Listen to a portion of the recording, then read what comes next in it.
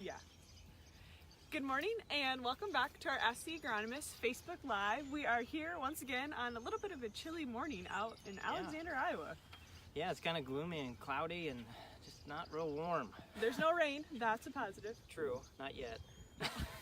Okay, well, for now, it's a great day to be out here in the field. Let's talk a little bit about what the weather has been like. As you can see, behind us we have a little bit of some ponding. There's a lot of ponds, unfortunately, still out. You know, we've been dealing with wet weather. Looks like there's some more in the forecast even for tonight and then tomorrow night. And just doesn't seem like it's letting up. But it's just not a very good, it's kind of doom and gloom right now. So this is a good setting, but it's been kind of a struggle starting off May. A lot of guys, especially in this, I'd say immediate vicinity, are really struggling to get out there and get crops in, corn, beans, either way. Yeah, it's a good time to talk about the topic we have in mind for today. Right, yeah. So our topic today is about switching hybrids and is it time? So we're what, May 10th? Yeah, May 10th today. I know we've kind of talked about this before, but more guys keep asking the question and bringing it back up. Yeah, so it's a good time to just reiterate, come back to the table and reevaluate where guys are sitting at. Yep. Okay, so today we have started off a scenario.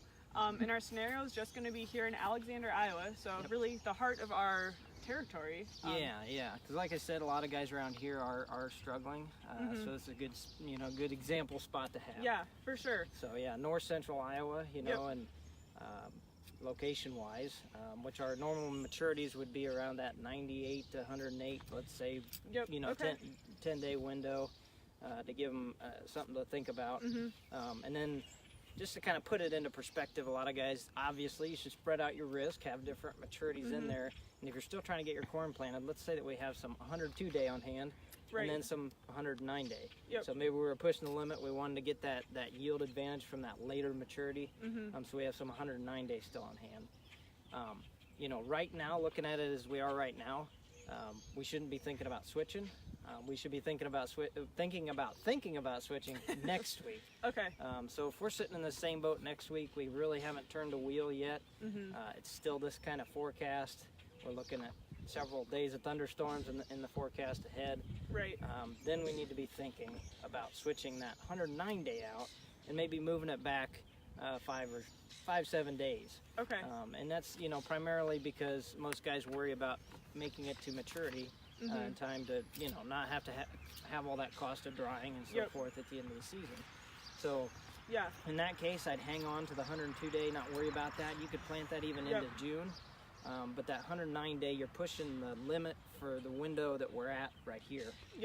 And if you can't get that in the ground before next week, you might need to think about making that call and having that conversation with your dealer to make the switch. See what's available and what maybe you could switch down to get yourself back into a little bit lower maturity. So what would you say, how much is too much? When you're making that switch, how far would you go I don't think you don't need to go over 10 days. Okay. And like I said, it depends where you're at in that range. If you're pushing the edge of that range, you could jump down 10 days. But 15 days, if we planted say we were really worried, we planted an 85, 90 day. That's not necessary. Yeah. The problem with that is you're throwing away a lot of yield potential. So even if you planted a normal maturity for here, say 104, 105 day, and you planted it at the end of May, let's say May 25th. You're going to sacrifice probably at least 20 bushel just right off the bat because the corn itself, it's relying on GDUs, right? So we base that day length, or it's based on day length or GDUs. Right. And so that GDUs is pushing it to maturity. But when it gets planted later, that corn plant senses it. We don't really have a great understanding for how that works. But as you plant it later, every day you plant it later for your areas, let's say, so May 1st, after May 1st, that hybrid knows that it's being planted later. Right. So it's going to shorten its time basically to black layer to physiological maturity by about 7 GDUs per day. Okay, wow. So if you think about it in terms of, let's say we're pushed back 30 days in planting, hopefully that's not the case, but that's going to push us back about 200 GDUs. So if you think about that, you are gaining some ground. So you're still in an advantage to keep that hybrid, that maturity that's in the middle of your range, because you still have that yield potential. Right. So say we drop 20 bushel to the end of May, planting that same maturity, 104 day. Say we drop 20 bushel, we could have planned on May 1st, but we had planned on May 25th. We lost 20 bushel right off the top.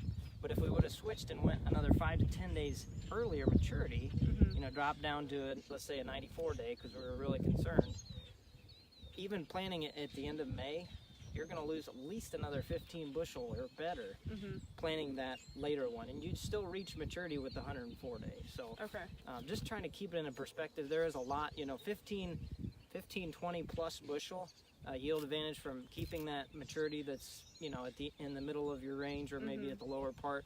That's going to give you that advantage. Pays for a lot of drying costs. Right.